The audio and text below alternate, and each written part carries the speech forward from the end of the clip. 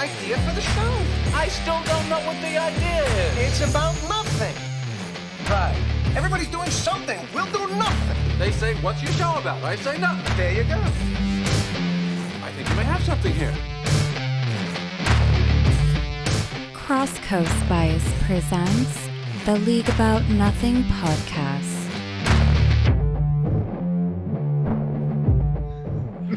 All right, everybody, welcome back. We have our Week 8 recap. A big scoring week in the league this week. We had a league median of 218.51 points. That's the highest median we've had this year. It was a good week, but unfortunately we had a lot of injuries to go with it, and there were very few trades. So I guess it was also a crappy week. Well done, everyone. It was a big scoring week, pun intended. There you go. I always run into that problem when we're recapping Big's matchup. I say, "Oh, Big scores from," and I'm just like, well, "You're saying Big too many times." You need We're a going to start calling him thesaurus. biscuits. Or a thesaurus. This week we had a pretty good scoring a group from the have teams, and a pretty crappy scoring week from the have not teams. But we'll get to those in a bit. We're going to do injuries first. And when we start with injuries, we generally start at the quarterback position. And there we're going to start with Jordan Love. Jordan Love injured his groin, came out of the game, did not come back. He's listed as day-to-day. I don't think he's going to play this week, considering they have a bye next week. And the success that they had with Malik Willis earlier in the season makes me think that they probably think that they can give him an extra week of rest, make sure this isn't some kind of long-term lingering issue. But again, I'm not a doctor and certainly not in control of this organization. So take that with a grain of salt. But that's what I would do. No, that's the prudent thing to do. They're 6-2. They won the game this week, even though obviously Jordan Love left. Willis came in and they finished strong and got the win.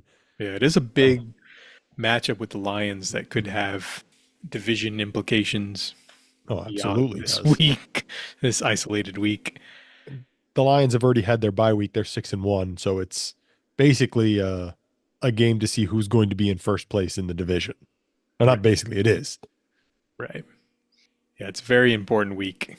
So it's a lot to balance. We'll see. I mean, if he's healthy enough to play, I'm sure he'll be out there. Yep. But he didn't look healthy enough to play this game, and they left him out there for quite some time. He was limping around for most of the game before he just couldn't do it anymore, and they had to pull him. I hope they're smart about it. I obviously, again, same thing as you, not a doctor, don't know the status of his injuries and everything, but it seems prudent to give him the time off and to take your chances. They're home in this game next week, and they're 3.5-point underdogs to Detroit. So I think the implication there from Vegas is that they don't expect Jordan Love to play, or even if he does, be 100%. Right. Yeah. Well, if we get a compromised version of Jordan Love like we saw in this last week, and also his first week back from the previous injury, he played in a compromised state and did not look ready to be out there that first week back, and frankly cost them a game. Yep. So we'll see. I mean, for our league, it tilts the tables a little bit. You know, Judd is suddenly flush with quarterback depth with I was going to say Jameis Winston. Doesn't affect him as much as it would have a couple weeks ago. Right. Jameis Winston's back, baby.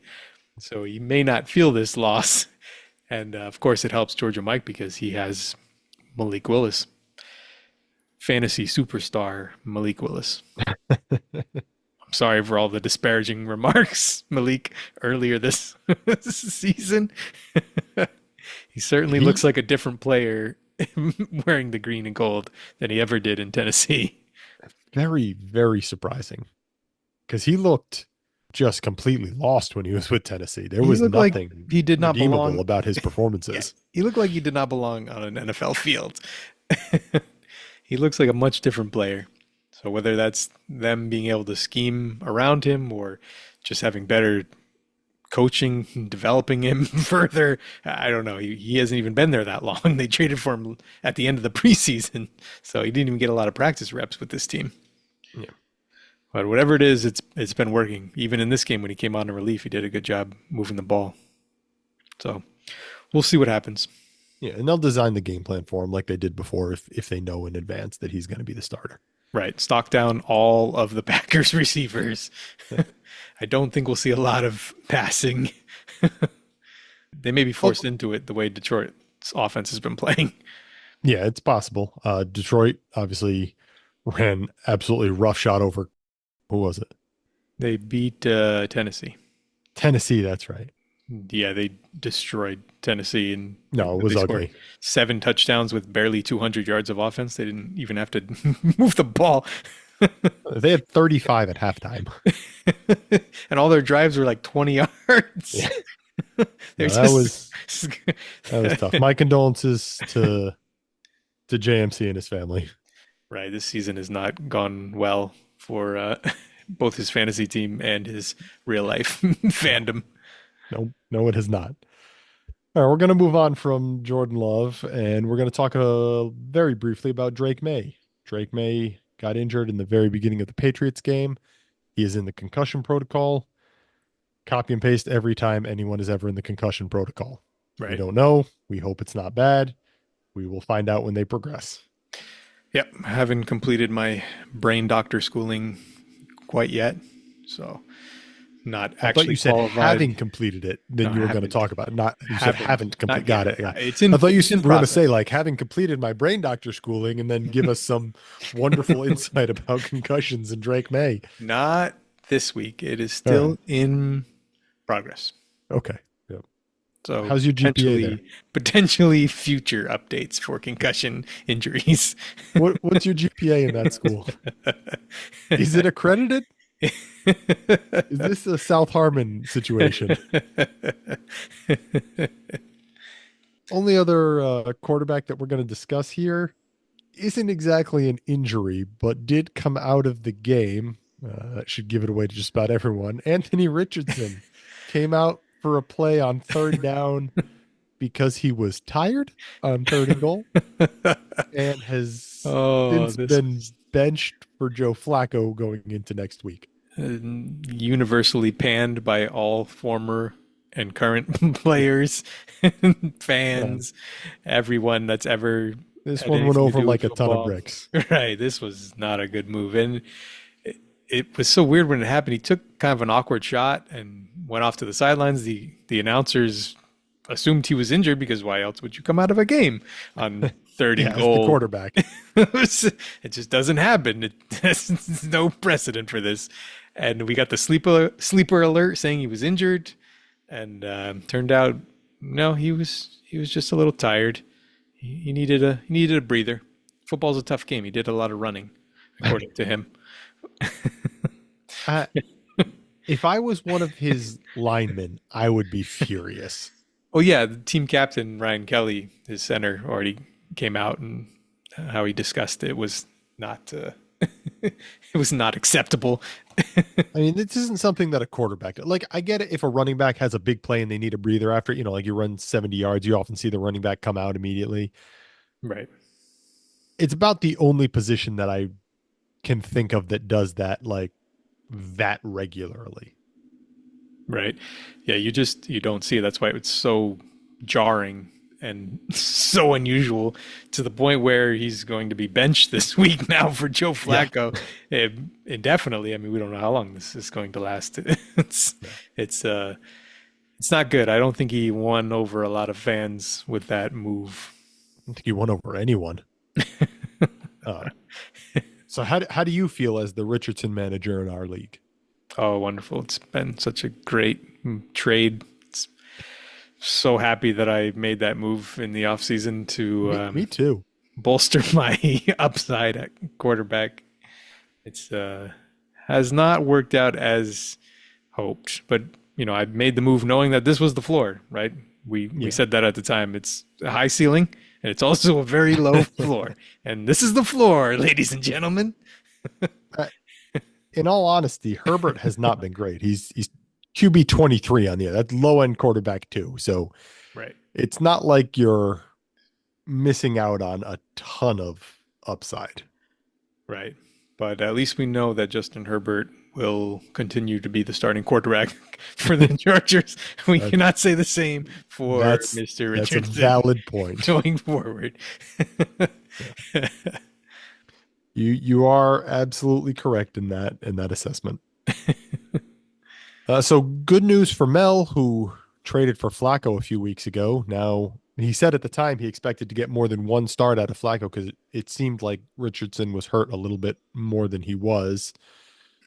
But he basically only had to wait a couple weeks, and right. Turns out he Richardson was isn't hurt this correct. time, but he's out anyways. Well, he definitely hurt my feelings.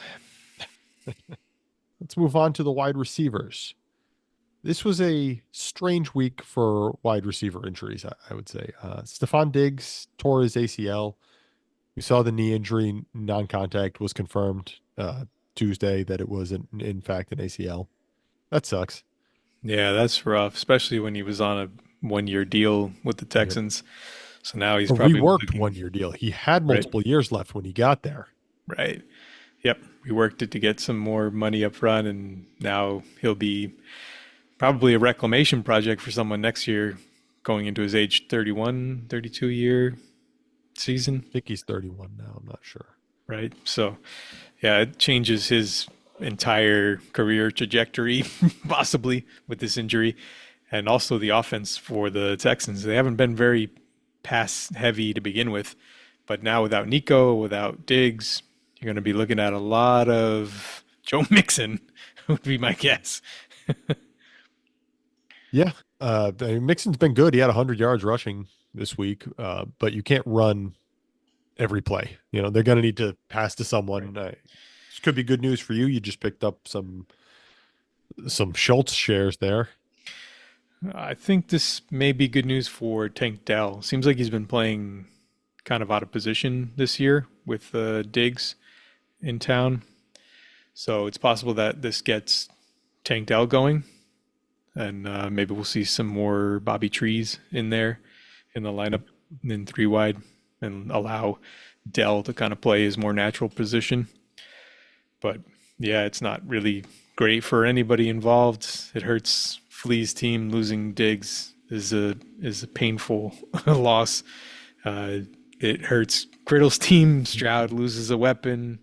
You know, replacing someone like Stephon Diggs with Robert Woods or Xavier Hutchinson is a slight downgrade, yes, for that passing attack. The only one who really benefits, who really doesn't need the help, is Big with Joe Mixon, expecting them to lean on him a little bit more. So the rich get richer, I guess. It's definitely a blow for Flea. I just took a quick look. Diggs is 30 right now, so next year will be his 31 season. Yeah. 31, which, you know, it's no spring chicken, but it's not a death sentence either.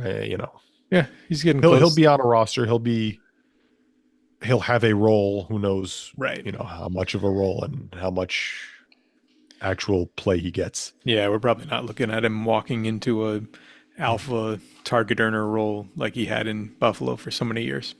No, probably not. I think those days are behind us, unfortunately for him. But hopefully he makes a recovery and we see him continue to play, because he's a fun player to have around. Even if that's Josh Allen about that, I'm not sure. You'll agree with you. I was gonna say, do you remember when he was on the Vikings? There was that video where they went around and asked all the players on the team, what player would you least want your sister to date? And every single one of them answered Diggs. Yeah, that's not a great sign. So when I say he's a fun player to have around, I mean for like entertainment purposes, for fantasy purposes. Okay. Maybe not for his teammates and his managers and all. He seems to wear out his welcome pretty quickly. Yeah. I've always had a soft spot for Diggs anyways. Yeah. He's been very good for fantasy for a very long time. Yeah. So Flea's going to need to try and replace some of that production somehow, but I'm not sure how she's going to do that exactly. She's down to a third, a fourth, and a fifth for picks remaining now through 27. And it looks like your best option is try to trade away Diggs and get back something else, but who necessarily wants to take on a 30-year-old injured player? And, you know, what's the return going to be? Yeah, She'll have to get creative if she's going to try to replace that production. It's not going to be easy. She doesn't have the easy pieces to No, replace him with. So we'll see. We'll keep an eye on what she does and what the news is with him. Maybe it's just a clean ACL. Maybe there's more damage that'll factor into things too. All right, other wide receiver injuries. Everyone on the Jaguars. the Jacksonville Jaguars. Gabe Davis hurt his shoulder and was ruled out of the game. That one doesn't sound like it's too serious. Brian Thomas hurt his chest, was ruled out. He was originally listed as week to week. Today I saw that he was listed as day to day. Right. So maybe that's not as serious as we first thought. Christian Kirk broke his collarbone and is done for the year. Yeah, that's the big one. It looked like Thomas levels of injury here. Yeah, I think the thing about Thomas was they thought maybe it was a broken rib, but imaging came back clean, so probably just a bruise. That would be my guess why he went from week to week to day. Yeah, may just be a pain tolerance issue at this point. If there's nothing broken, then he probably won't miss any time at all. Maybe a week. Get him the flak jacket, throw him out there. Right. But Kirk is that's a big one. He's gone for the season. He hasn't been as involved this year in the offense. Brian Thomas has kind of phased him out a little bit as the main target earner. We've been getting more targets, but they don't really run the same route tree. So it was, they were both still seeing work, even if it wasn't quite as much as we've seen from Kirk in the past. Right. But I guess more work for those other Jaguars receivers. Noted names as Parker Washington, Tim Jones. Who else do they even have? I'm not sure if anyone else is on the active roster currently. They may need to go to the practice squad here. I heard Denzel Mims is available. Was recently trying out for the Dallas Cowboys. Please stop. You embarrass all of us when you do this. Wasn't Mims on the Jaguars and just got cut? Oh, I swear he was there in the preseason. I think that's the last place he played for. So he knows the offense. Bring him back. Perfect fit. I guess this means more work for Tank Bigsby. Probably a lot more work for Evan Engram. Right. Yeah, that's definitely what's going to happen. Those kind of intermediate targets they were already getting vacuumed up by Evan Engram. Now there'll be even more on his plate, would be my guess. Yeah, maybe they'll try running some 2 tight end sets because Brenton Strange, he's in his second year, but he's looked pretty good. Yeah, he's done well with his opportunities as possible. So obviously lots of injuries there.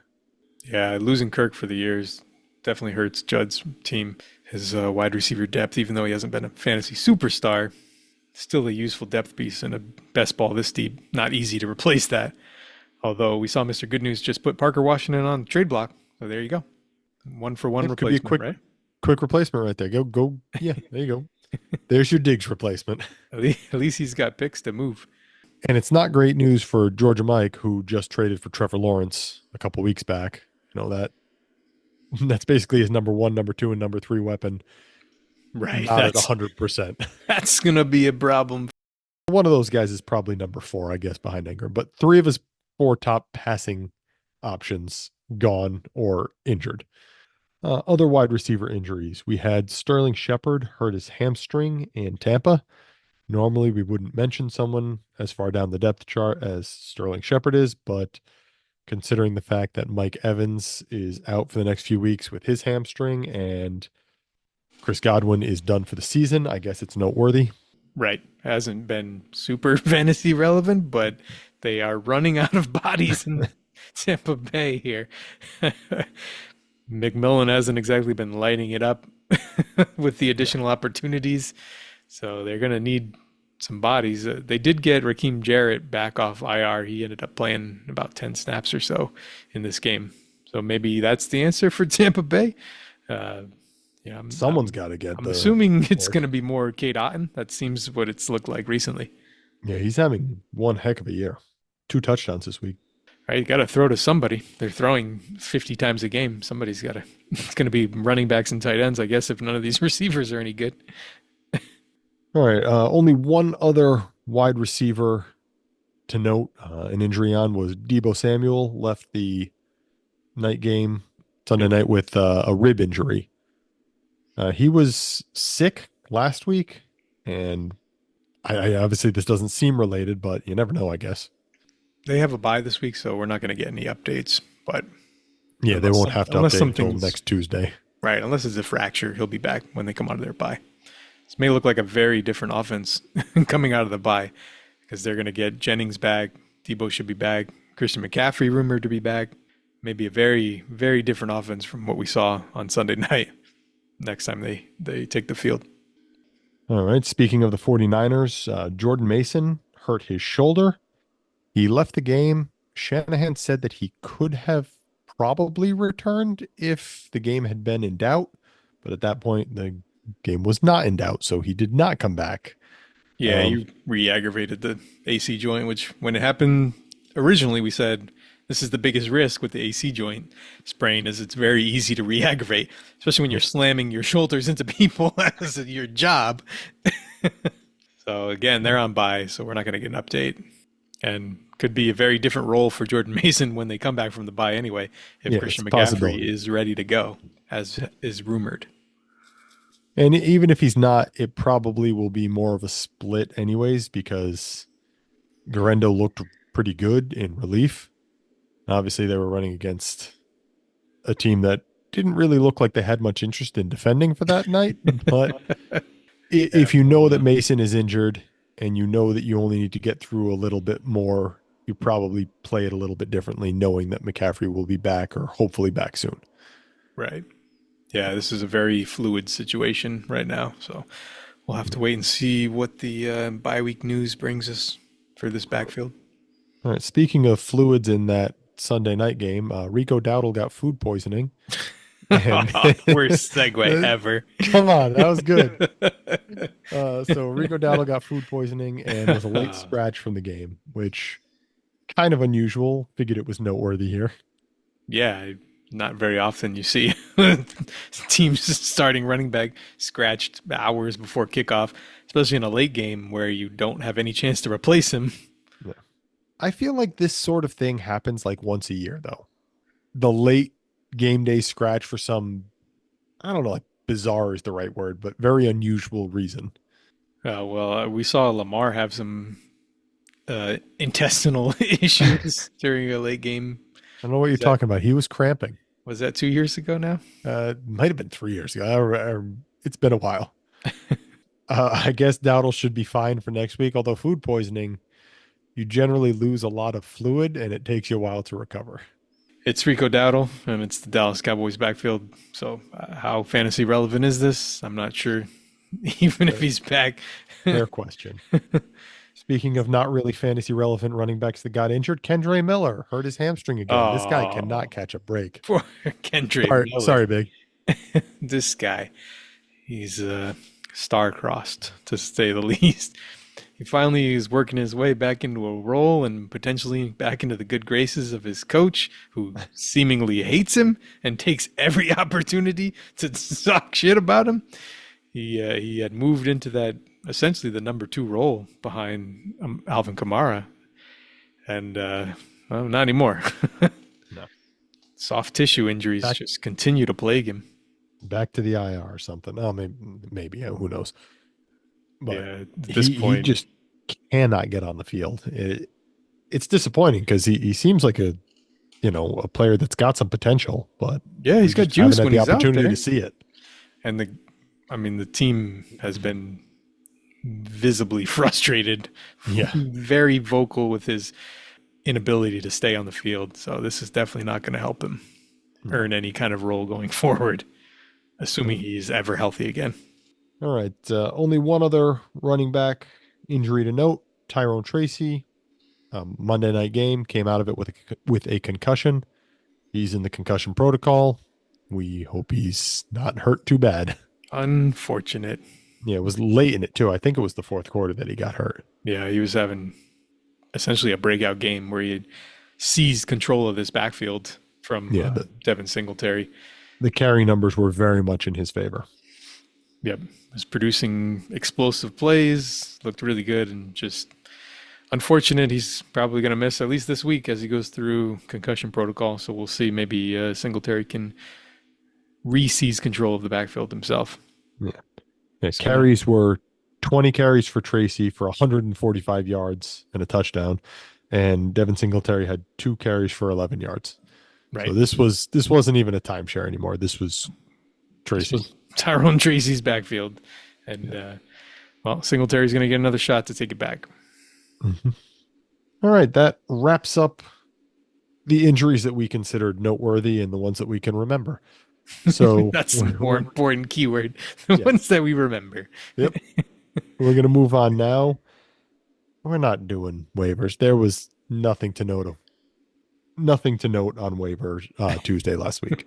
I guess you could say Parker Washington is now noteworthy because of the injuries that took place this week. Right. Mr. Like Good News picked him up for $0. So nice, like a smart pickup now. Yeah. I don't know what I did on that waiver day because I picked up 0 players and bid $1 on Parker Washington, but somehow it would have put me with an illegal roster. So I assumed that I made a bid when I had a valid roster and then made some moves and didn't notice that I was no longer valid. So I'm a little disappointed with that. I should have been paying more attention to my roster management. You could have been enjoying the fruits of Parker Washington right now. Instead, you get nothing. Could we phrase that better next time? Nope. All right. Moving on. 2 trades. 2. Oh, that's it? Disappointing week. I mean, I don't know why I'm yelling at you. You were involved in both of these trades, so myself and everyone else dropped the ball this week. 2 trades completed between you and 2 other managers. The first one, you and Big made a trade where you picked up Devin Culp and Elijah Higgins, and in return, Big picked up Tyler Boyd. Trade of the week. It might be. So you pick up a couple of backup tight ends, and I'm using that word generously when I talk about Culp. Culp is a 4th string tight end, I believe. Yeah. And Big picks up Boyd. This was done in the wake of the DeAndre Hopkins to Kansas City trade, where it looks like Boyd might have more of a role for Tennessee moving forward. Big trying to bolster that wide receiver room a little bit. Looks like he's trying to cut some roster spots here because I doubt he really wanted Culp on there, unless Culp was in the taxi squad and I didn't notice that. No, he was not. Okay. He was probably trying to clear a little bit of roster space here. Yeah, he was using Culp more like a roster flexibility because he's been inactive. So you can just move him to that IR spot and kind of pick someone else up on game day. Sure. Yeah. Although recently, with the spate of receiver injuries, they've been activating Culp. Not actually playing him, but he's been active, which kind of limits his flexibility there. That makes sense. And, you pick up Higgins, who's had a couple of plays where he looks pretty good. Yeah, converted receiver, moved to tight end. Tight ends in this league, just take as many as you can get and hope some of them pan out. This is basically it. It's a I hate to say it's a pretty boring trade all around. Right. None of these players are good. But it's a trade that makes sense for Big to try and get that extra receiver who might fill in every now and again and could have some boom weeks, but for you probably was going to be stuck behind guys like Jefferson and CeeDee Lamb and other more prolific wide receivers. Yeah, not a ton of upside left with Tyler Boyd. Pretty safe floor. He's going to be among the team leaders in targets pretty much every week for the rest of the season. Does that amount to much fantasy production? I don't know. It didn't this week. And this is the week that you would have expected them to throw a lot, only they basically never had the ball because they kept giving it away immediately. It was not a great week for Tennessee. So we'll see going forward if this has any lineup implications for Big's roster. I certainly don't expect Higgins or Culp to make my lineup anytime soon. You can bet that if Culp does, we will be celebrating it here in the next week. Yeah, these are probably guys that will be sitting in my taxi squad next year. All right. We're going to move on to our only other trade. This one is equally as exciting. You made a trade with Flinch, wherein you picked up a 2026 fourth round pick attached to Flinch's roster, and Flinch picked up Gardner Minshew. Yeah. Well, talk to me. I offered Gardner Minshew to everybody for anything, and this is what I got. Me Gardner Minshew. Yeah, we discussed players enough. I don't even have to actually send you offers. I already know you didn't want anything to do with Gardner Minshew. You're not wrong. Anyway, so you offered Gardner Minshew to just about everyone who could possibly want Gardner Minshew. Yep, it was interesting because I had offered Gardner Minshew to Flinch, 2 weeks ago, and he didn't want anything to do with him at this price. Basically the same offer that he ended up accepting here. So it's possible the Deshaun Watson injury had something to do with that. Gardner Minshew is a starting quarterback. He is locked into that starting role unless Desmond Ridder can come in and seize the job. But with Aiden O'Connell out for 4 to 6 weeks with the thumb injury, Gardner's a starting quarterback that's worth something in this league, especially when you don't have the depth like Flinch lacks on his roster. Yeah. But look out when Aiden O'Connell comes back. Yeah, it's kind of a mess over there. But nah, it's not great. At least it gives him some kind of floor at the quarterback position, having no one on the bench versus having somebody who may score points at the cost of a future fourth round pick or whatever. So Flinch picks up some quarterback depth. You pick up a pick. This is as Big keeps calling it, your soft reset here. Your fake, what does he call it? Your fake rebuild. All right. We're going to move on. No more trades. Let's all do better next week. So we don't have to just discuss Alvarez's here terrible trades, because there's going to be more of them. So let's at least hide them among some good trades of our own, everyone. The best part was I didn't even propose any of these trades. These were proposed to me. I don't know if that makes any of this better or all of this worse. These are definitely the types of trades that I normally propose to people. All right. We're going to move on. We're going to get to some matchup recaps here. But when we get to this top one, we've got a little bit of history to get to first. So our league median score was 218.51, which is our highest league median score this year, I believe, and a good deal higher than we have been. We've been a couple weeks down at like 180, so this is a significant departure from that. This is in part because Big was the number one scorer on the week and put up 290 points, which he put up a 290.10, which is good enough for the 10th highest weekly score all time in the league. A very impressive week from Big. Yeah, this was a bad week to have to play against him. Sorry, Flinch. Yeah. You got the short straw this week. So Big gets 2 wins because obviously he cleared the median with the 10th highest score of all time. He played against Flinch. Flinch put up 252.52. That would be good enough to win any other matchup this year except for like 2. Flinch put up a massive week and lost by 38 points. Yeah, unfortunate. This would have been enough to win, like you said, most weeks. Just bad luck. Anyone who has to play Big this year is just, you can just pencil in a loss. You hope you beat the median because it's not pretty.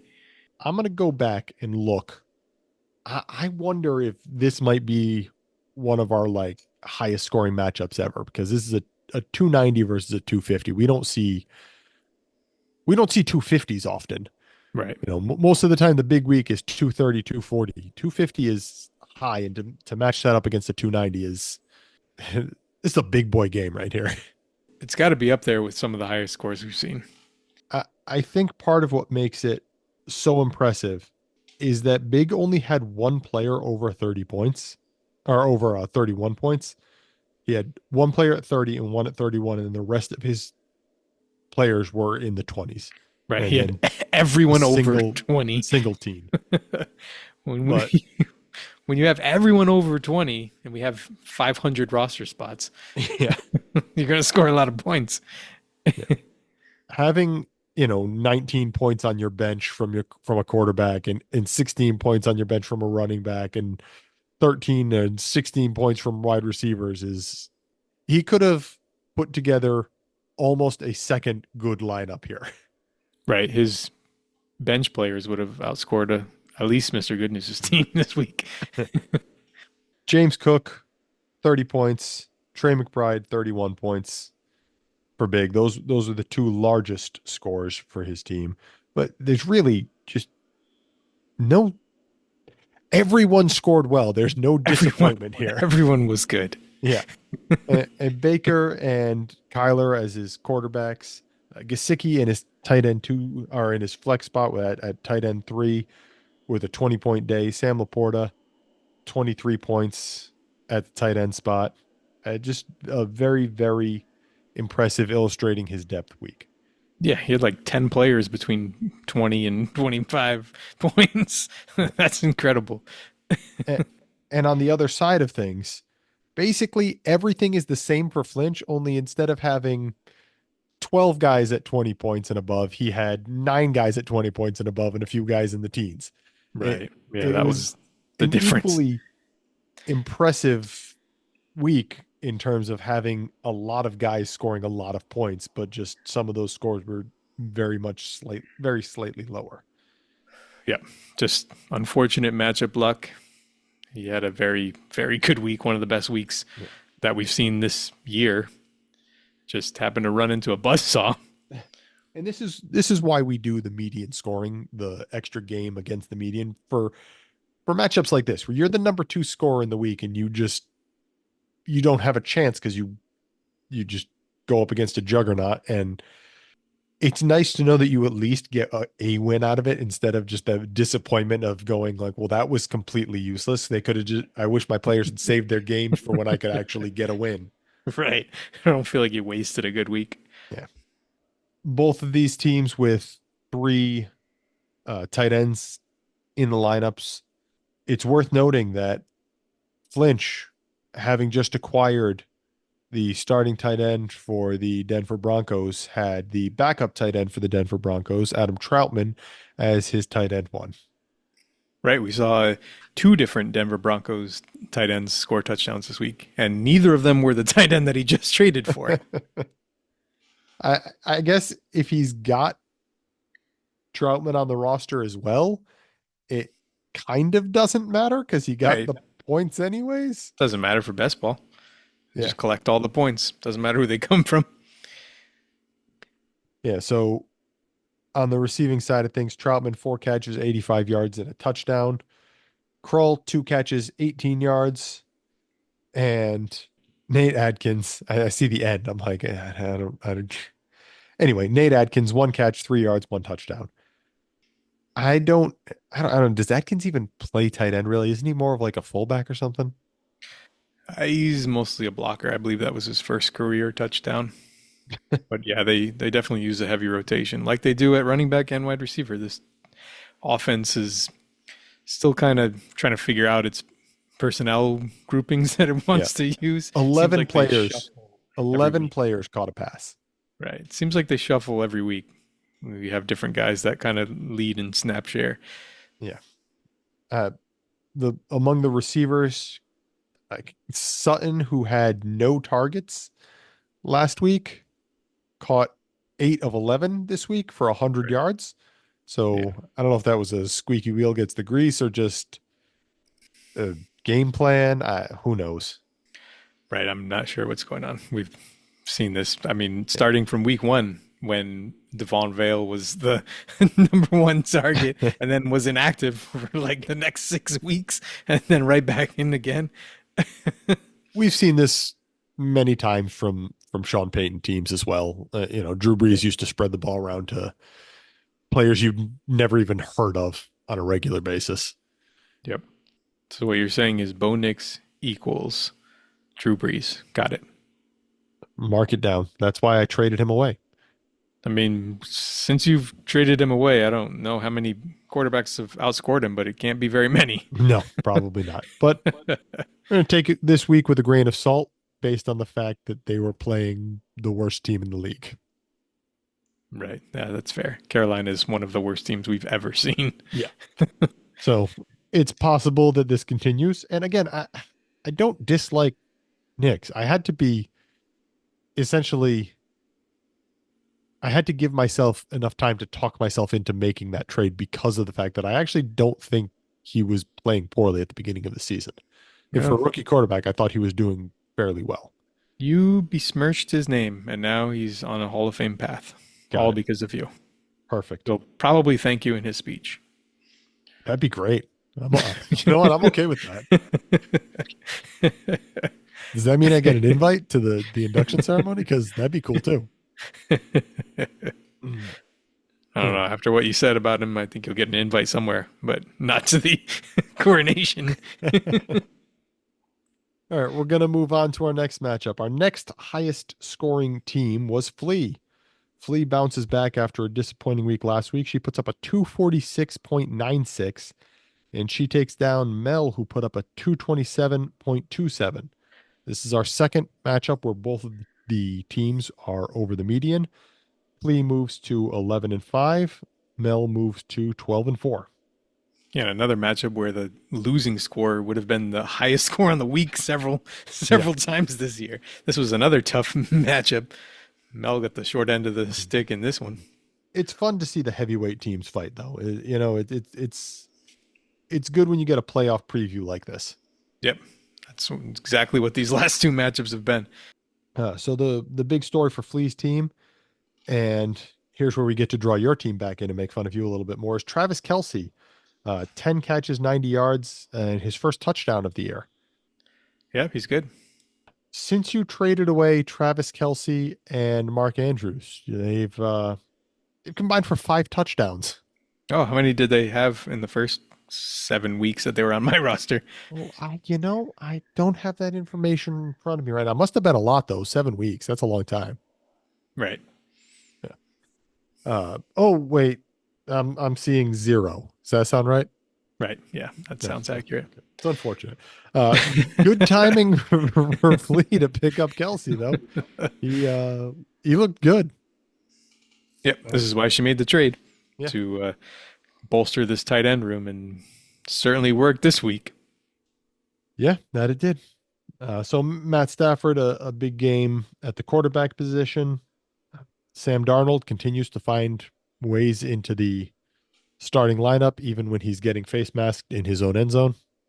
Oof, that was a rough no call on that. How did they safety. miss that? How do you not call that? Yeah, I don't know. They definitely swallowed the whistle on that one. And I still don't know what they're allowed to review with the expedited reviews and stuff like that. Like, can they review that one? I don't think so, but maybe. No, I don't think so. No. They should be able to review more. Like, if you've got time for it and it's an egregious penalty, let the replay guy call it. Isn't that the point of replay, to fix the plays get that the they play missed? right? Yeah. The replay rules have always kind of been written in a way that protects the officials. The original replay rule was said, you have to have substantial evidence to overturn the call on the field, which basically means like, we don't want to embarrass the refs by assuming that the call is wrong in the first place. And, Right. it really should have always been a neutral situation where you have a guy who's not watching the game and you send him the play and say, what's the correct call on this, without telling him what the ruling on the field was. Yeah, but that makes too much sense. Yeah. Why would we do that? It's only been this way for like 20 years anyways. I don't know why I'm still worried about it. This is the NFL we're talking about. Yeah. For Flea, she's in an interesting situation here. She has Leggett now, who stands to inherit a fairly large target share if the Deontay Johnson trade is pending a physical. We always assume that that's going to happen, but once Deontay's gone, it's Leggett, and I don't know who else is able to step into that role. I guess you still have Jalen Coker. I was going to say you still have Adam Thielen, but I don't think he's No. going to take the top target numbers. Jalen Coker time. Holy cross. As I was saying, Liget. Uh, so this, guys like Ingram and Liget on her roster have the potential to step into larger roles, which could help fill the void left by the Diggs injury. Yep. Yeah, it's more likely she's going to have to try to replace that production from within. So guys like Leggett stepping into a bigger role will certainly help. On the other side of things, as everyone expected, the strength of Mel's roster is Zach Ertz and Tucker Kraft. Just as we all said in the preseason. Yep. You got to watch out for those two. He's got Ertz, Kraft, and Conklin in the lineup again. He continues to field multiple tight ends pretty much every week. Yeah, he actually has really good tight end depth for this league and this format, considering most of the rosters that we look at on a weekly basis. And what we hope is his tight end of the future with Sinnott there, who has not been doing a whole heck of a lot this year. In fact, has only scored points in one game. Right. Caught his first career pass, which was a touchdown. Yeah. And that's about it. Yep. Tight ends generally take time to develop. They're not all Brock Bowers instant superstars, especially when they're playing behind a guy like Zach Ertz, who's out there going 7 for 77. He had a renaissance week. He's having a really good year in general, actually. Yep, this is a fantasy-friendly offense for the tight end. We've seen him excel with this same offense in Arizona. He's having another late career resurgence here in Washington. So the other good news for Mel's team is that Josh Allen seems to have recovered a little bit from his funk of the earlier season and is scoring a few more fantasy points. Yeah, I just needed Amari Cooper. Didn't Amari Cooper catch like one pass this week? Ah, that's fine. Yeah. He's the magic pill. Obviously. When you see what he did for Deshaun Watson, how could you not expect him to do the same? Exactly. Yeah. Amari Cooper, kingmaker. Yeah. Anyway, the other quarterbacks on Mel's roster, Geno Smith, bit of a disappointing week. The good news is that he's got the reinforcements now. Joe Flacco is back. Joe Flacco to the rescue. And what has surprised me a little bit is that Mel has not taken Rattler off his taxi squad at all, where Rattler's been seeing a decent amount of play time. And obviously in that time, Fields either was benched, lost the job, got injured, or however you want to classify Fields not being the starter anymore.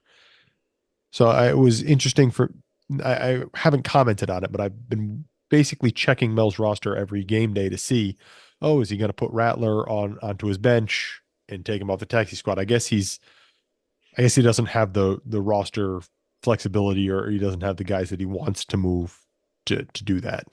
Have you seen Spencer Rattler play? I don't think he's missing very many points by not activating him. No, he hasn't. But this week he wasn't.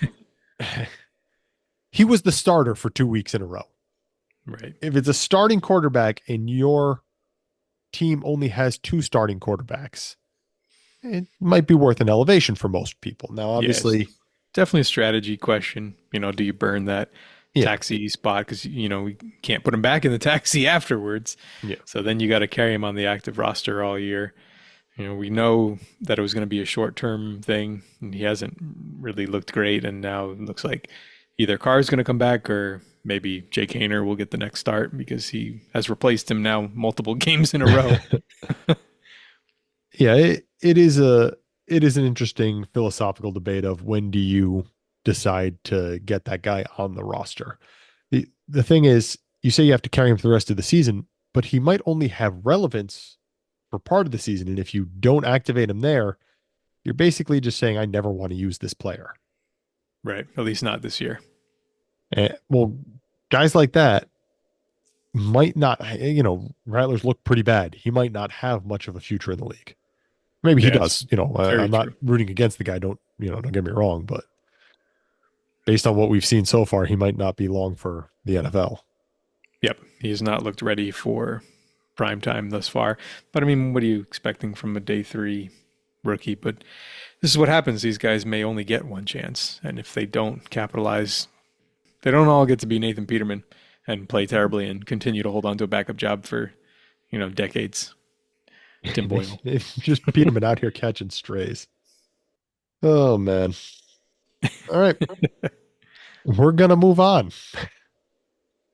Our next highest scoring team also put up 246 points this week. It was Judd. Judd put up 246.10, and he had a tough matchup against Mr. Good News, who put up 74 points. Hey, that's his highest score in a while we've seen from. It's true. He was in the Mr. Good 50s News. for a couple of weeks there. He was down in the 30s one of those weeks. So a big game for Judd. He gets his 2-0 week. 246. Again, this is another score that in many other weeks would be the top score of the week. Right. Yeah, this was another monster game. I mean, we saw a lot of points this week. Well, it was National Tight Ends Day, and Judd's team was led by Cade Otton, scoring 2 touchdowns on 81 yards and 9 catches. Yep. Mark Andrews got in there for him, recently acquired. It was a good week to have a lot of tight ends. I can't remember where I saw the stat. I think somebody said that was the most catches by tight ends ever in a week. I mean, what did you expect on National Tight End Day? How did we end up with National Tight End Day? It's not a real holiday. Well, obviously it's not a real holiday, but like people are talking about it so that it's a thing. Whether it's a real holiday or not is irrelevant. Like, no one's giving greeting cards or anything. I didn't get the day off from treating or work. anything, but like I demand this become a federal holiday. I want the day off of work. Although I guess it was on a Sunday, so I did get the day off of work. All right, let's take a look and see who else on Judd's roster had a big day. Kirk Cousins, 30 points, almost 31. Now, Mel was talking about potential changes this offseason today. How would that affect guys like Calvin Austin? Calvin Austin had 22.15 points on the strength of 3 catches, 54 yards, and a touchdown. Right, he did get the special teams touchdown, but if you're He doesn't adding get in any yards for that. return yards, then you're looking at even more points. How do you feel about a potential change in that regard? Oh, I love it. I mean, it deepens the player pool. A lot of guys that are not rostered right now would be rosterable, especially in a best ball where you don't have to pick and choose when to put them in your lineup. If you got a bunch of return men on your bench and they scored a long touchdown, and you get points, especially with the way the rules are now, the amended kickoff rules where kick returns are actually part of the game again, finally, after so long. It's nice to see guys return kicks once in a while instead of 95% of them being touchbacks. Now, you said that would get those guys in your roster. Now, if your roster is as bad as mine is, those guys get in anyways based off the strength of just the special teams touchdown. You would get even more points, is what I'm saying. Anything that shines a spotlight on special teams, I'm all for. Yeah. I have a soft spot for special teams. Kind of why I asked you, because I knew the answer was going to be yes, I love it. And not only that, but I mean, points are fun. More points are more fun, right? Yeah. I'm in a couple other leagues that do return yards, and I've had mixed results. And a couple of them, it very much helped my team, because I think that a large portion of the league doesn't pay attention to it. But I don't know how I feel about it for this particular league. I'm going to sit and think about it. It depends, again, on the scoring. You're not going to do a point per 10 return yards, because then that would be crazy. I think generally they're point per 25, which I also feel is wrong. But I don't know what the proper scoring is. Yeah, you have to find the right balance to where they have some value, but then they're not overvalued, similar to the struggle with IDP scoring. Yeah, IDP or single quarterback scoring as well. Yeah, minor tweaks can have big impacts. Yeah. All right. So anything for Mr. Good News that we want to comment on? Keon Coleman, 20-point day. Yeah, Coleman continues to be a bright spot for this roster, scoring, between 20 and 50% of his entire weekly points, pretty much every week. And here's the good news for Mr. Good News is Keon Coleman's only 21. He can be a part of this rebuild. He doesn't have to sell him off and get a better pick back because he spent a fairly high pick on him. Yeah, this would definitely be a guy that will be able to be a core piece for him going forward. But a couple other guys that he's kind of picked up in stash, Raheem Jarrett, Parker Washington, he may be able to flip and get some more lottery ticket picks here. Just having the foresight and the open roster spots to be able to stash all these guys. We've already seen him do it a few times. Yeah, he's been active on the waiver wire, and it's paid dividends. Yeah, as you should be at this point in a rebuild. All right, we're going to move on. Our next highest scoring team was your team. You put up a 236.96, and you beat Georgia Mike, who put up a 188.81. Surprise! Nice. Nice to see a palindrome there for Georgia Mike's score. No? Come on. 188.81. It's perfectly symmetrical. It's a mirror image. We'll move the decimal anyways, I guess. This is why I have editing control. No, that's staying in. I'm calling my agent. Anyway, so you had your best week in quite some time here after you started trading away players like Mark Andrews and Travis Kelce in a tight end premium league that starts 2 tight ends. Explain this to me. Right on time. Right on time. This is what we all expected. The reason this happened is because CD Lamb is on your roster. Right. That's 100% the answer. And he scored 16 PPR points, more in this league because 2 first downs. He scored 16 PPR points in 36 seconds. Yeah, it was a fun last 5 minutes of the game for CD Lamb managers. He had 3 catches in 36 seconds for 21, 29, and 20 yards or something like that, and a touchdown. But obviously his bigger stat line, 13 catches, 146 yards, 2 touchdowns, 7 first downs, 46.35. About time. This was the CD Lamb that carried me to a championship last year. We haven't seen it this year up until this point. Not to this degree anyways, no. But having a 46-point day will do wonders for your weekly score. Yeah, definitely buoyed my team this week. Other big scores on your team: Justin Jefferson, solid day, 24 points. And Chris Olave, even with the coming in and out of the game with his, what was it, head injury? They checked him for a concussion or something.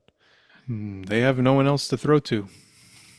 Yeah, no Shaheed and a bunch of rookies around him. Bub Means got hurt in this game. We forgot to mention him in the injury section, but I mean, it is Bub Means. Means. I don't know that he but quite rises to the level of the injury. I mean, it's basically Alvin Kamara, Taysom Hill, and Chris Olave. That's the offense. Yeah. As you said before, breakout day for Tyrone Tracy, 24 points. Your real downfall was oddly your quarterbacks here, or not oddly, but your quarterbacks, Goff and Tua, not so great.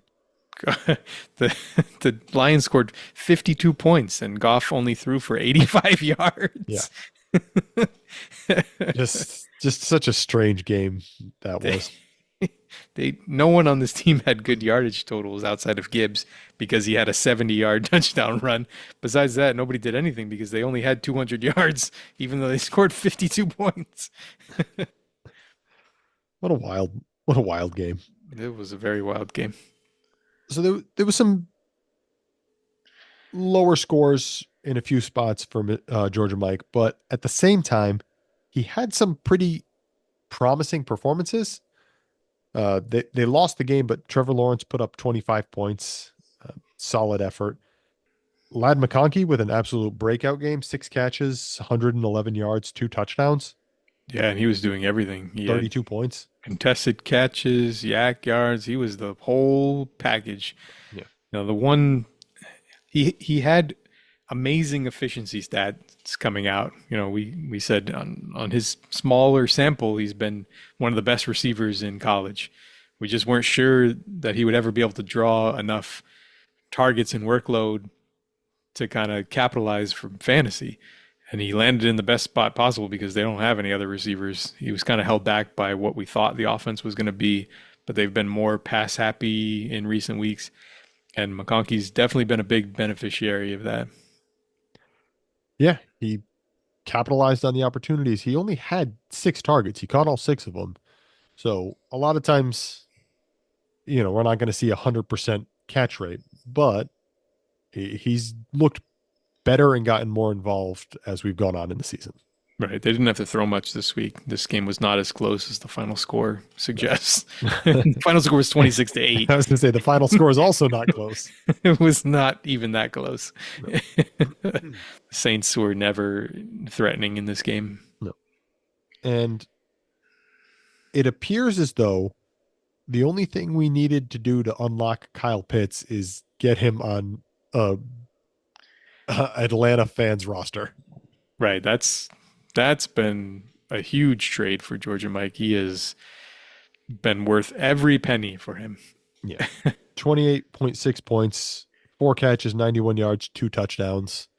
Right. The biggest saving grace for Mel is that he managed to get Zach Ertz back in that trade, who's kind of helped his tight end position. Who's playing almost as well, yeah.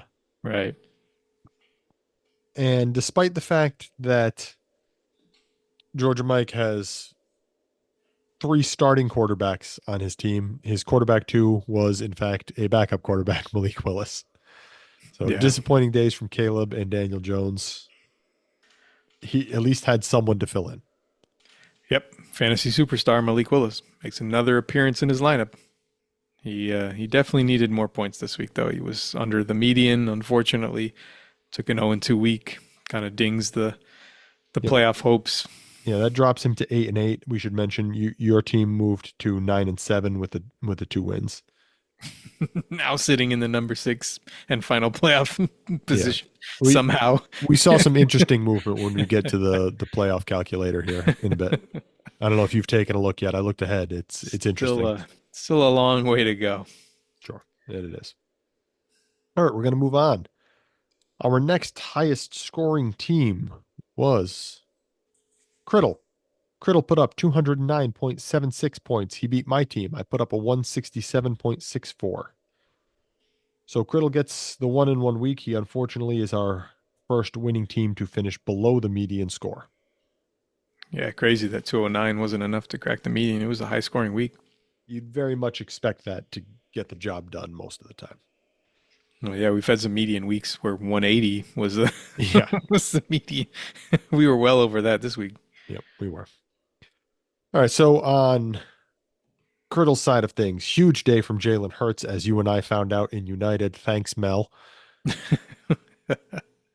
George Kittle, the father of National Tight End Day, 6 catches, 128 yards, and a touchdown, so 31.3 points there.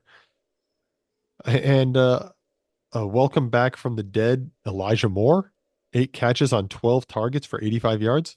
Just needed Jameis Winston. I think we could all use a little more Jameis Winston. The man is just so bizarre. He's a national treasure. Let's be honest. Fantasy is better with him starting.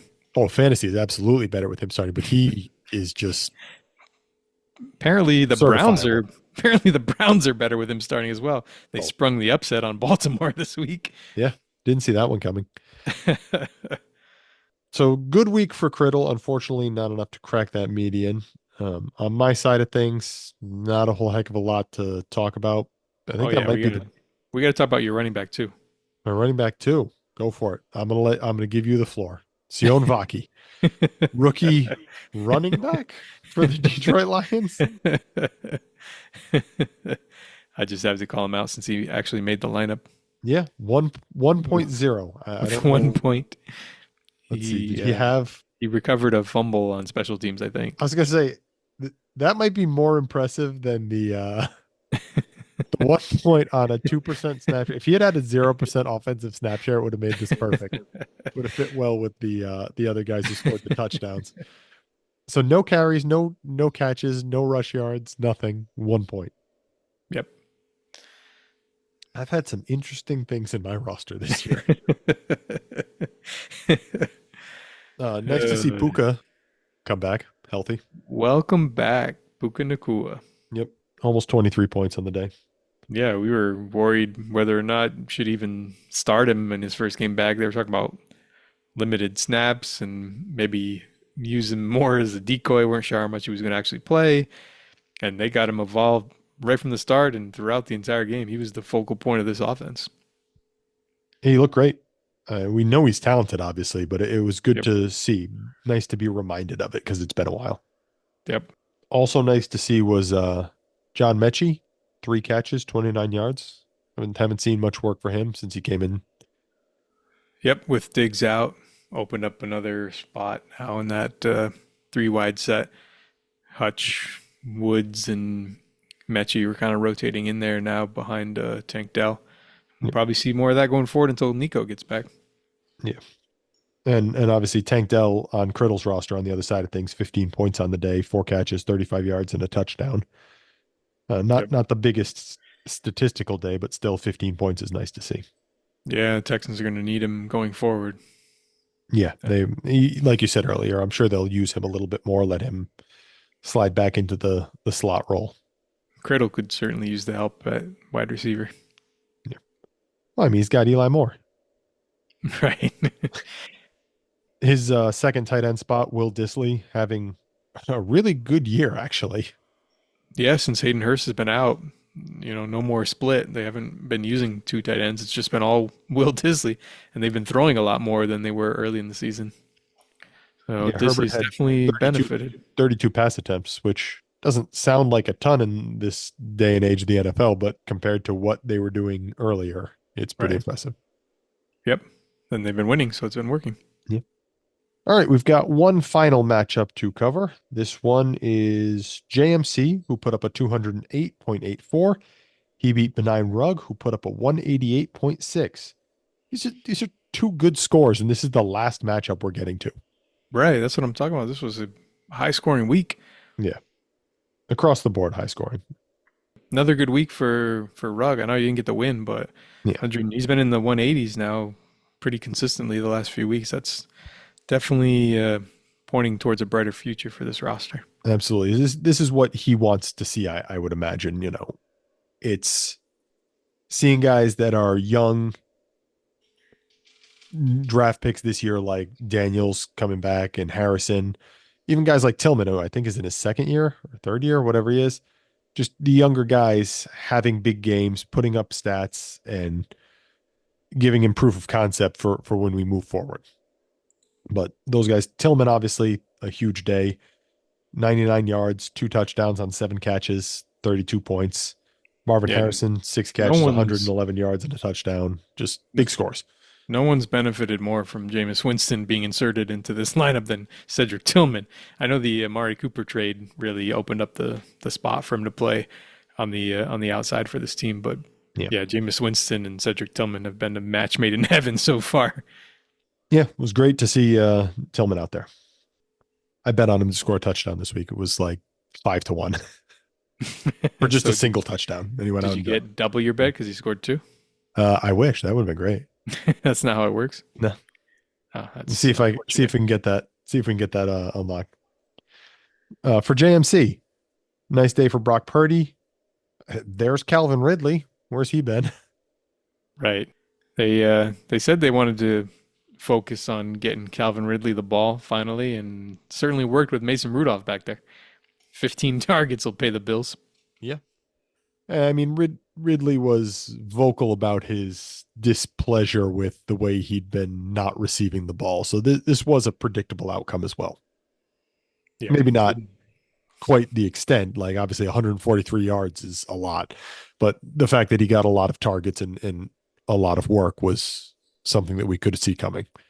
Yeah, this is definitely what Calvin Ridley is capable of when he's in the appropriate role. It's been a while since we've seen it, but this is definitely a ceiling that Calvin Ridley has. All right, I'm going to step back and clear the floor here for you to talk about Grant Calcaterra for a You moment. mean gravy, Calcaterra? No, I do not. I'm going to let you go, though. Calcaterra, 12.55 points, 3 catches on 3 targets, 58 yards, and 3 first downs. Go ahead. What do you got? Worth every fab dollar that was bid on him. So what you're saying is we all should have bid more. Oh, clearly. Very clearly. Very clearly. We could all use a 12-point tight end in our weekly lineups. Honestly, yes. We could. That was not sarcasm. That's legitimate. We could definitely all use this. There are lots of teams that do not get 12 points from their tight end spot. So other guys for JMC with good days, Devonta Smith, Zay Flowers, Malik Neighbors, solid effort all around from his wide receivers. Ricky Pearsall, who might be in for a bigger role there with. Welcome back, Ricky Pearsall. Yeah. Yeah. The healthiest guy on the team is the one who got shot. Was shot Bizarre. through the chest recently. Yeah. All right. Anything else you want to talk about here other than the fact that between the 4 starting running backs, we barely cracked 20 points? Right. And these are 2 teams that do not have much in the way of running back production. And we definitely saw that this week. Surprisingly, Miles Sanders was the most productive one. I guess he 7 catches. Catching a lot of checkdowns 7 from targets. 7 targets. Yeah, and he turned that into 38 yards and 1 first down. So not exactly great production. Those are Wan'Dale Robinson numbers. Exactly. That's probably not the best way to run your offense. But got Bryce Young out there. This Team is so bad. This is the best case scenario, I guess. Yeah.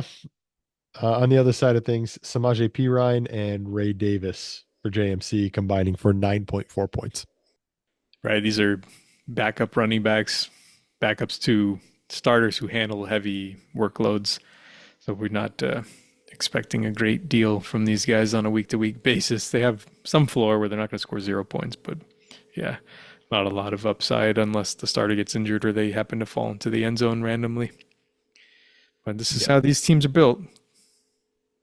Yeah, and they both have declined to invest the resources necessary there. This is an active decision for both of these managers. This isn't, injury related or incorrect drafting or anything like that. They just have the hole and they haven't addressed it yet. Yeah, both of these teams were not really competing this year. So I'm sure if they have different plans next year, we'll see a much different running back room from these two. That would be my guess. All right, we're going to move on now to America's favorite segment, our Dynasty Daddy Fantasy Football Playoff Calculator. Percentage chance to make the playoffs odds. Was that a jumble of words or nothing? Mouthful. None of that made any sense. So here's what we've got. We have some pretty serious developments this week. We've seen the top 5 teams kind of solidify themselves as the top 5 teams. Yeah, record-wise. Seemingly locked in according to the playoff odds here. So now 5 of these 5 teams are all 99% chance to make the playoffs, and 3 of them are showing as greater than 99% chance. Which is basically like the calculator saying these teams are going to make the playoffs. None of the rest of this matters. Right. Got 5 teams locked in.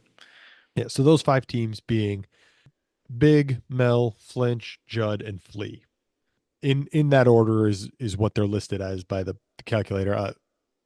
Big is 14-2, Mel is 12-4, Flinch and Judd are both 13-3, and Flea is 11-5. Yeah, at this point, it's just a question of who's going to be that sixth playoff team. and the calculator has a prediction for that one too. You, my friend, have moved into that sixth spot at 75% chance to make the playoffs, according to these odds. Right. These playoff odds have been swinging wildly from week to week. This is a very large shift based on what we saw last week, where I think it was at like 56 or something like that. It was the week before was at 30. We're just swapping places. This is what happened with Mel's team last year. It just was, he was low, and then all of a sudden, boom, he was in. So that's what we're seeing here. Now, obviously, your team is 9-7. The other two teams that are still competitive for this spot, George and Mike is 8-8 at 16% chance, and Criddle is 7-9 at a 12% chance. Yeah, and me and Criddle play this week, so yeah, that will probably swing these odds wildly in another direction depending on the result of that. If Criddle takes you down and goes 2-0, you're both sitting at 9-7. Say George and Mike goes 1-1 against whoever he's facing. All of a sudden, you're all 9-9. You know, this is not an unreasonable outcome or something that we would never see. Yep. It says 75%. Let's. Seems a little early in the year for the percentage chance to be that big of a difference. What we get this week. Yeah. Oh, and I should note, doing that 1 week look ahead there, George and Mike plays my team this week. So it's a very high likelihood that he'll beat my team. Getting at least one win. Now he just needs to get over that median score and make up some ground. Yep. We don't need to get into anyone else's matchups because everyone else is already locked into their spot. JMC still does have a 1% chance according to this, but he plays Flinch this week. So I'm going to guess that it's probably not going to go great for him because Flinch dropped 250 this week. Yeah, that sixth spot is still kind of up for grabs. All these teams are within a couple of games of each other. So it's still too many weeks left, and we have, 2 opportunities for wins every week. There's far too much ground to call this race yet. Yep. Oh, that terminology reminded me that there's a presidential election coming up next week. That ought to be fun. We're going to have to record early because I want to watch those results as they come in. All right. That brings us to the end of that. I do want to touch real quickly. We talked about it earlier, the right time to bring players off your taxi squad. In the past, I've noticed you do your best to not have any running back on your taxi squad. Right. I generally like to put players on my taxi that I don't ever think will need to be activated throughout the season. That's kind of how I use my taxi. Or it'll be guys that obviously need to be activated as soon as they're ready, like backup quarterbacks, people in that situation. Yeah, I was making the decision going into this season about I had 2 rookie quarterbacks on my roster, Nix and Penix, and I knew that I wasn't really competing. And Penix is obviously the backup and Nix was starting, and I was debating putting them both on my taxi squad. I ended up choosing to just put Penix on the taxi squad and Nix on my active roster on the assumption that there was a chance I would trade him in the season, which obviously did come to pass. Right. How do you feel about trading players off of your taxi squad? Yeah, if somebody wants somebody on my taxi squad, these are going to the season. I thought that I was going to be a more competitive team, so I didn't really have anybody on there that I was expecting to score any points. If they did, then I would have left them on my bench since it's a best ball. So I'm more than happy to trade anyone on my taxi squads. I did it last year. I think I traded you Tyson Bagent at one point off my taxi squad. Was he on your taxi? Interesting. Mm-hmm. I don't remember that. Yeah, so I'm willing to do it. It's not. I've had players in the past or managers in the past tell me, no, I don't want to trade that guy. He's on my taxi squad. I'd be giving up a roster spot, which, like, I understand if you're trading player for player, you have to make room on your roster. But I don't know that trading a player away from your taxi squad is necessarily giving up a roster spot if you're getting back something that's useful to you. Right. Yeah. If you're trading him for a pick, then you're not giving up a roster spot because that you don't. I guess you're rostering one less player than you would have. Yeah. So you're giving up a roster spot, but you are not a useful roster spot. It's not like you can replace that with somebody else. It's just an odd way of looking at it to me. Yeah. Then again, there's a league that I've mentioned to you before. I'm in a 14 team league that just drafted its startup draft this summer, and I had Evan Ingram, and I put on my my taxi squad, Brenton Strange, and then Ingram got hurt. And that's another league where it's starting two tight ends, tight end premium scoring, so it's an important position there. And Strange had a couple of good weeks, and I never actually took him off of my taxi squad because instead of filling in with Strange, I was fortunate enough to have another starting tight end. I had Will Dissly, and I was filling in with Will Dissly, who was playing pretty well. And we did the opposite in the league that we co-managed. When we had a tight end injury, we had Strange on our practice squad, and we did activate him to the active roster to fill in for a week. Yeah. And we didn't have Ingram there. We just happened to have Strange. Yep. It's interesting to see when players choose to and choose not to activate and to burn that roster spot, essentially. Yeah, for me, I view the taxi squad as basically a free roster spot. You know, if there's somebody that I want to stash that I'm not really expecting to score points, but I want to hold them on my team, it doesn't hurt when they score zeros because they're not really on the active roster. And that's kind of how I view it. Yeah, that makes sense. All right. We are just about ready to get out of here, I think. We should probably thank Mel and Big, our executive producers this week.